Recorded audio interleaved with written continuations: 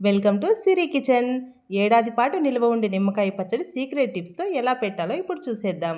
ఒక్కసారి ఈ వీడియో చూశారు అంటే మీరు కూడా ఇలా ట్రై చేస్తారు. ఇంట్లో 10-15 నిమ్మకాయలు ఉన్నా సరే ఈ పచ్చడి ఒకసారి ట్రై చేసి చూడండి, చాలా బాగుంటుంది. ముందుగా మనం నిమ్మకాయలు ఇలా శుభ్రంగా నీళ్ళతో కడిగి ఆరబెట్టుకోవాలి. దీనికోసం నేను 2 కేజీల నిమ్మకాయలు తీసుకున్నాను. మీరు మొదటిసారి ఈ పచ్చడి ట్రై చేస్తున్నట్లయితే కనుక కేజీ నిమ్మకాయలతో తీసుకోండి. పక్కా కొలతలతో చూపిస్తున్నాను. 2 కిలోల నిమ్మకాయలు తీసుకున్నాను. ఇంకా హాఫ్ కేజీ నిమ్మకాయలు రసానికి తీసుకున్నాను. మీరు కనుక కేజీ నిమ్మకాయలు తీసుకుంటే పావు కేజీ నిమ్మకాయలు రసానికి తీసుకోండి. ఇప్పుడు నేను తీసుకున్న 2 కేజీ నిమ్మకాయల ముక్కల్ని ఇలా పొడవుగా కట్ చేసుకుంటున్నాను. చూపిస్తున్న విధంగా పొడవుగా కట్ చేసుకోండి. ఇందులో ఉన్న విత్తనాలు ఇప్పుడే తీసేయండి. లేదు అంటే నిమ్మకాయ ముక్క ఊరిన తర్వాత కూడా తీసుకోవచ్చు. నేను బిగినర్స్ కోసం చూపిస్తున్నాను. తక్కువ క్వాంటిటీలో పెట్టుకుంటే ఇత్తనాలు ఇప్పుడే తీసేయండి. నేను ఎక్కువగా పెడుతున్నాను కాబట్టి ఇత్తనాలు తర్వాత తీస్తాను, ముక్క ఊరిన తర్వాత. ఇలా శుభ్రంగా తీసి పక్కన పెట్టుకున్న తర్వాత రసానికి తీసుకున్న హాఫ్ కేజీ నిమ్మకాయలు ఉన్నాయి కదా, వాటిని ఇప్పుడు అడ్డంగా కట్ చేసి రసాన్ని తీసుకోవాలి. ఈ మొత్తం పచ్చడికి ఇప్పుడు నేను 2.5 కేజీల నిమ్మకాయలు తీసుకున్నాను. కేజీ చేస్తే కేజీంబావు తీసుకోండి. చూడండి, ఇలా కట్ చేసి పెట్టుకోవాలి. 2 కేజీల ముక్కలు పొడవుగా, 1/2 కేజీ ముక్కలు రసం తీసుకోవడానికి వీలుగా. ఇప్పుడు మనం ముందుగా ఈ 1/2 కేజీ ముక్కలను రసం తీసి పెట్టుకుందాము. ఈ రసం మనకు ఉప్పులో ముక్క ఊరడానికి, ఇంకా పచ్చడి డ్రైగా అయిపోకుండా ఉండడానికి ఉపయోగపడుతుంది. రసం ఖచ్చితంగా ఉండాల్సిందే. హైబ్రిడ్ కాయలు తీసుకున్నా, నాటుకాయలు తీసుకున్నా. ఈ విధంగా 1/2 కేజీ కాయల నిమ్మరసాన్ని ఒక కప్పులోకి పిండుకొని పక్కన పెట్టుకోవాలి. మనం కట్ చేసి పెట్టుకున్న 2 కేజీల ముక్కలకి ఇలా 1/2 కేజీ ఉప్పుని కొలిచి తీసుకోవాలి. ఖచ్చితంగా 1/2 కేజీ ఉండాలి. అంటే కేజీ నిమ్మకాయలకి పావు కేజీ ఉప్పు ఖచ్చితంగా పడుతుంది. మనం తీసుకున్న రసం ఉంది కదా, దానికి తర్వాత కలుపుకోవాలి. 2 కేజీల కొలతలకి మాత్రమే ఉప్పు కలుపుతున్నాను. 2 కేజీల నిమ్మకాయలకి 1/2 కేజీ ఉప్పు. ఈ ఉప్పు మెత్తనిది కాకుండా రాళ్ళ ఉప్పు కలుపుకోండి. ఇప్పుడు ఇంకా ఇందులో 1 చెంచా పసుపు కలుపుతున్నాను. ఇలా ఉప్పు పసుపు కలిపి పెట్టేటప్పుడు దీనికి మనం తడి తగలకుండా చూసుకోవాలి. ఉప్పు పసుపు వల్ల ముక్క 3 రోజుల్లో మెత్తబడుతుంది. పచ్చళ్ళకు ఎప్పుడైనా సరే తడి తగలకుండా ఉంటేనే బాగుంటాయి. తడి తగిలింది అంటే వెంటనే పాడైపోతాయి. ఇప్పుడు మనం ముందుగా తీసి పెట్టుకున్న 1/2 కేజీ ముక్కల రసం ఉంది కదా, దాన్ని ఇప్పుడు కలిపేసుకుందాము. ఈరోజు కలిపి పెట్టిన తర్వాత మళ్ళీ ఒకరోజు మార్చి ఒకరోజు ఈ ముక్కలు కిందికి పైకి కలుపుతూ ఉండాలి. అలా చేయకపోతే రసంలో మునిగిన ముక్క మాత్రమే ఊరుతుంది, పైన ఉన్న ముక్కలు డ్రైగా ఉంటాయి.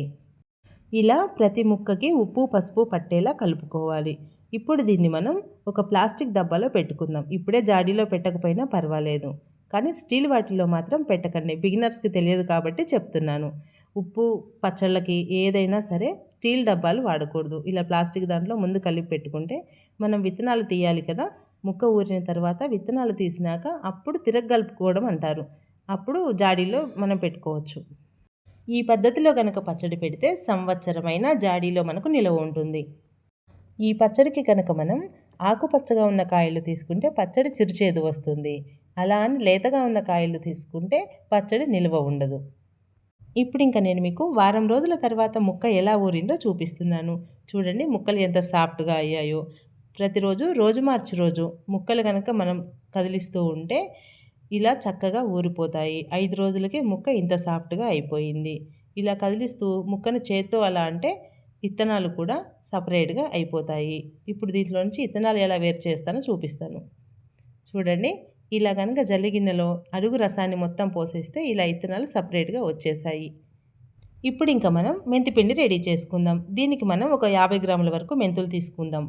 ఇలా బాండీలో వేసి స్టవ్ సిమ్లో మాత్రమే పెట్టుకొని వేయించుకోవాలి, లేదంటే మెంతిపిండి కూడా చేదు వస్తుంది. ఈ కలర్ వస్తే సరిపోతుంది. ఇప్పుడు ఇంకా దీన్ని మిక్సీ జార్లో వేసేసుకుంటే సరిపోతుంది. ఈ పిండిని మనం మెత్తగా మిక్సీ వేసుకోవాలి. ఆ తర్వాత దీనిలో 10-15 వెల్లుల్లి రెమ్మలు వేసి ఇంకొకసారి గ్రైండ్ చేసుకుంటే సరిపోతుంది. పచ్చడి టేస్ట్ మొత్తం మనకు ఈ వెల్లుల్లి మెంతిపిండితోనే వస్తుంది.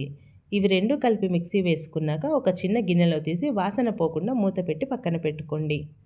ఇప్పుడు ఇంకా 400 గ్రాముల కారాన్ని కొలిచి ఇలా తీసుకోండి. 1/2 కేజీ ఉప్పు తీసుకున్నాం కదా, 400 గ్రాముల కారం తీసుకుందాం. నిమ్మకాయ పచ్చడి కాబట్టి ఉప్పు ఎక్కువ పడుతుంది, కారం కొంచెం తక్కువ పడుతుంది. ఈ కారం నేను బయట నుంచి కాకుండా ఆడించిన కారం తీసుకున్నాను, అంటే కాయలు కొని తొడిమెలు తీసి పట్టించిన కారం అనమాట. ఇప్పుడు ఇంకా మనం మిక్సీ వేసి పెట్టుకున్నాము కదా, ఆ వెల్లుల్లి మెంతి పిండి పౌడర్ వేసేసుకుందాము. అలాగే 4 చెంచాల ఆవపిండి, ఇది ఒక 50 గ్రాముల ఆవపిండి కొలిచి తీసుకోండి. ఇప్పుడు ఇంకా మనం వేసుకున్న కారం, మెంతిపిండి, ఆవపిండి ముక్కకి పట్టేలా చక్కగా కలుపుకోండి. బిగినర్స్ కోసం చెప్తున్నా, ఏ పచ్చడి అయినా సరే చేయి పెట్టి కలపాల్సిందే. ఇలా కలిపే ముందు చేతికి కొంచెం మంచినూనె రాసుకుంటే కారం మండిపోకుండా ఉంటుంది. ఇలా ముక్కలకి పట్టేలా కలుపుకోవాలి. ఇప్పుడు ఇంకా ఫైనల్గా తాలింపు వేసేసుకుందాం. స్టవ్ వెలిగించి ప్యాన్ పెట్టుకొని 300 గ్రాముల ఆయిల్ తీసుకోండి. నేను ఇక్కడ వేరుశనగ నూనె తీసుకున్నాను, నువ్వుల నూనె కూడా తీసుకోవచ్చు. నిమ్మకాయ పచ్చడికి తాలింపుకు నూనె తక్కువే పడుతుంది. ఆయిల్ హీట్ అయిన తర్వాత 2 చెంచాలు ఆవాలు, 2 చెంచాల జీలకర్ర వేయండి. మా అమ్మమ్మ అయితే నిమ్మకాయ పచ్చడి సంవత్సర కాలం నిల్వ ఉన్నా కూడా తాలింపు వేయకుండానే ఉంచేది. అంటే పచ్చడి అంత చక్కగా పెట్టేదన్నమాట. తాలింపు లేకపోయినా పచ్చడి నిల్వ ఉంటుంది. కానీ కంటికి ఇంపుగా కనిపించాలి అంటే తాలింపు ఉండాల్సిందే. ఆవాలు, జీలకర్ర వేగిన తర్వాత ఒక 5-6 ఎండుమిర్చి తీసుకొని వేసుకోండి. తాలింపు వేసేటప్పుడు స్టవ్ మాత్రం సిమ్లోనే ఉంచండి, ఎండుమిర్చి త్వరగా మాడిపోతుంది. అలవాటు ఉన్న వాళ్ళైతే ఈ తాలింపులో ఒక చిటికెడు ఇంగువ వేసుకుంటారు. నేను వాడను, అందుకని స్కిప్ చేశాను. ఇప్పుడు ఇంకా ఒక 5-6 రెమ్మల కరివేపాకు వేసేద్దాం. కరివేపాకు కూడా చక్కగా వేగాలి నూనెలో. కరివేపాకులో పచ్చిదనం ఉన్నా పచ్చడి త్వరగా పాడవుతుంది, ఇది మాత్రం గుర్తుపెట్టుకోండి. తాలింపు వేగిన తర్వాత స్టవ్ ఆఫ్ చేసి బాండి దించేసుకోండి. ఇది చల్లారిన తర్వాతనే ఈ ముక్కల మీద కలుపుకోండి. ఇది ఫైనల్గా పచ్చడి లుక్ అన్నమాట.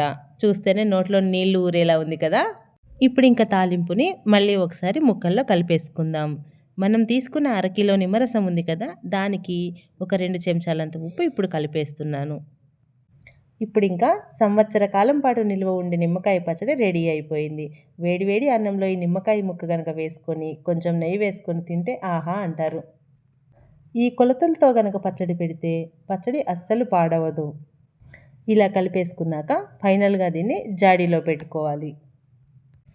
జాడీలో పెట్టిన తర్వాత ఒక 3 రోజులు కనుక కదిలించకుండా ఉంటే ఈ నిమ్మకాయ ముక్కకి మనం వేసిన ఉప్పు, కారం, మనం కలిపిన మసాలా దినుసులు పర్ఫెక్ట్గా సరిపోతాయి. మనం వేసిన తాలింపు కూడా ముక్కకి బాగా పడుతుంది.